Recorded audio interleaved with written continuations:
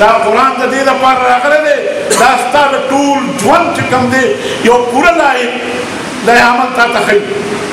چې ته به په کور کې څنګه ژوند تېرېږي ستا به د خپلې ښځې سره څنګه ژوند دي ستا به د خپل زویو د پلار سره څنګه ژوند دي ستا به په خپل ګاونډ سره څنګه ژوند دي ستا به حکومت څنګه وي ستا به عدالت څنګه وي ستا به معیشت څنګه وي نن موږ هېڅ څه نه پېژنو په دې ملک کې چې جوړ شوی دی اویا نه زیات کاله وشو او چغې به خلکو والې زما او ستا مشرانو چې دا موږ د لا اله الا الله دپاره جوړوو ورور د بدقسمتۍ نه واګې د هغې خلکو په لاس کې راغلي چې هغه د لا اله الا الله په مطلب نه پوهېږي د بدقسمتۍ نه اختیارات د هغې خلکو په لاس کې راغله چې هغه د دې ملک او د دې دین سره مینه نه لري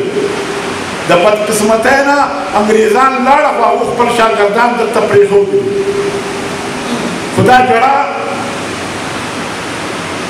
دا نه ده چې دا خلک مسلط شوی دی په دې کې تم شامل او په دې کې زه هم شامل یم دا امیر زجله صاحب تا ته ووایي پلان کې دا کار کړی پلان کې دا کار کړی دا خلک په پیراشوټ نه و راکوز شوي دا خلک څه په هوا نه دی راغلی دا خلک موت عالي سملو ته لېږلی دی دا که نن وزیر اعظم ناست دی دا زما او ستا په اوټ تللی دی دا نن سبا که وزیر اعلی ناست دی زما او ستا په اوټ تللی دی په دې کې ما او تا برابر شریک یاد ساتئ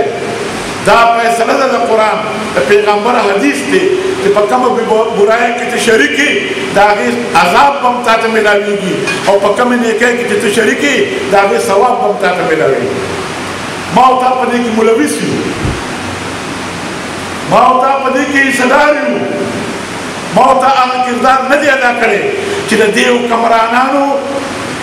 موږ اصلاح وکړو ما او تا دا کردار نه دی ادا کړی چې هغه خلک را مخکې کړو چې هغه د دې اهل په دې کې دا ټول قوم ملوث دی دا ټول قوم په دې ګناه کې شامل دی او دا مصیبتونه چې به موږ باندې راځي دا صرف د هغو لپاره نه دی زما او ستا لپاره نه دي په دې ملک کې بدامني ده په دې ملک کې ګراني ده په دې ملک کې چې کوم دی نو بغاوتونه دي په دې ملک کې